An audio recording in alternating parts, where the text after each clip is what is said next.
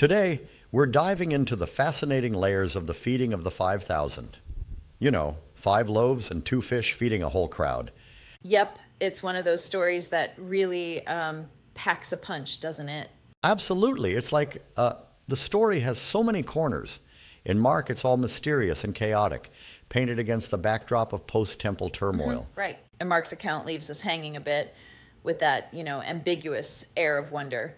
You say that his Jesus is kind of unpredictable, right? Exactly. Mark's version, found in chapter 6, shows the disciples in a scramble, thinking, we can't possibly feed all these people, but then Jesus just takes the loaves and fish and blesses them. And suddenly everyone's fed with baskets of leftovers. Right. And the mystery is almost overwhelming, like a magic trick that doesn't reveal its secrets. But then there's this whole scholarly debate, isn't there? Some say it's not meant to be taken as literal. Yep, exactly. Scholars like Dominic Crossan argue it might be more of a parable acted out, a lesson about radical sharing and compassion, not just a supernatural event. Yeah, fascinating. So marking the event as a social miracle rather than pure divine intervention brings a whole new depth, doesn't it? It does. What's really striking is that in Mark, numbers aren't just numbers, they're symbols. The 12 baskets of leftovers connect to the 12 tribes of Israel. And then when we jump to chapter 8, we see a similar story with 4,000 people, 7 baskets, and even a subtle shift in audience focus. Right, so Mark is using these numbers like theological signposts. One story for Israel, the other for the Gentiles. It's like he's crafting a message about the universal reach of Jesus' teachings. Exactly. And when you move to Matthew's account, things get even more liturgical, almost ceremonial. Matthew smooths out the narrative. You hardly see the confusion among the disciples. Yeah, true. So in Matthew's telling, it's less of a desperate scramble and more like a deliberate, almost sacramental act.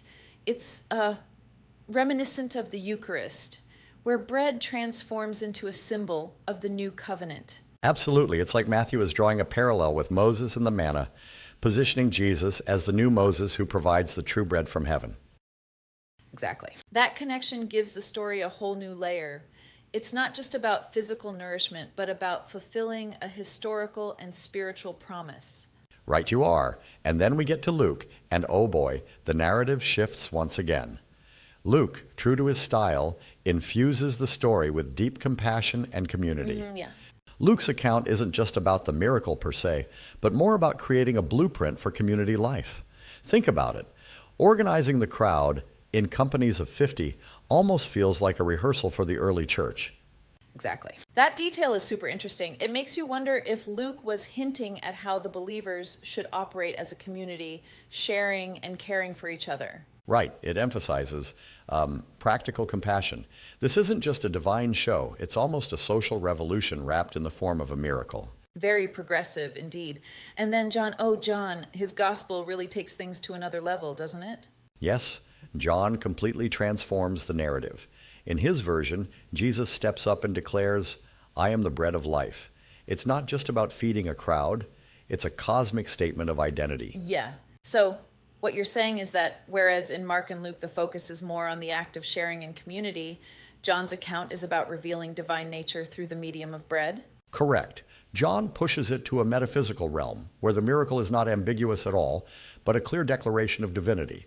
It's like the physical act turns into a symbol for spiritual sustenance. It really is a grand evolution, isn't it? From mystery to fulfillment, from compassion to revelation. But I gotta ask, don't you think there's a risk of over-symbolizing a real event? That's a good point. And it's something that scholars like N.T. Wright and Craig Blomberg often debate. While some, like Richard Carrier, argue it's all myth and symbolism, others insist there's a historic kernel here. Right, I see. So, in a way, the story becomes a battleground for theological perspectives. One version emphasizes a historical miracle, while another emphasizes a symbolic, almost mythologized truth. Exactly. And even the smallest details, like the number of baskets, the type of food, and even the seating arrangement of the crowd, carry deep symbolic weight. It's like each gospel writer used these elements deliberately to reflect their different theological needs and audience. True. And it's fascinating because by examining these details, you can trace how early Christians were wrestling with what it meant to follow Jesus. His miracles weren't just supernatural feats, but also messages about community, provision, and identity. Right, it's like layers of a story that keep expanding. Over time, the story doesn't just remain a miracle. It becomes a living, breathing symbol that feeds believers spiritually every week, especially in the Eucharist. Exactly. Think about it. Every Sunday, when believers share bread and wine, they're in a way reenacting this miracle, reinfusing it with new life. And that's powerful because it shows that faith isn't stagnant. It's evolving, adaptable, and incredibly resilient. Absolutely. It's like no matter how many times you retell the story, it manages to speak to the current needs of the community. One moment, it's about survival and sharing. The next, it's revealing deep theological truths. Yeah, and it makes you wonder if the true miracle wasn't just the feeding itself, but the way that compassion and sharing can transform a community. In first century Palestine, where fear and scarcity were so real, the act of coming together and sharing what they had was revolutionary. Right. And that brings us to a pretty critical challenge, doesn't it? Some critics might argue that by layering so many symbols on this event, the original human experience gets lost in abstraction. What would you say to that? That's a respectful challenge. But I think the evolution of the story is itself a testament to its enduring power. Sure, the original event might have been a simple act of sharing, but as the community grew, so did the layers of meaning. It's a natural progression, like a story that matures over time. Interesting. So you're suggesting that this evolution, rather than diluting the truth, actually amplifies it? That each version brings out a different facet of what it means to live a life of faith? Precisely. It's like looking at a diamond. Each facet reflects a different light, yet together they form a brilliant whole. The different gospel accounts, whether seen as historical or symbolic, together enrich the narrative of Jesus' life and mission.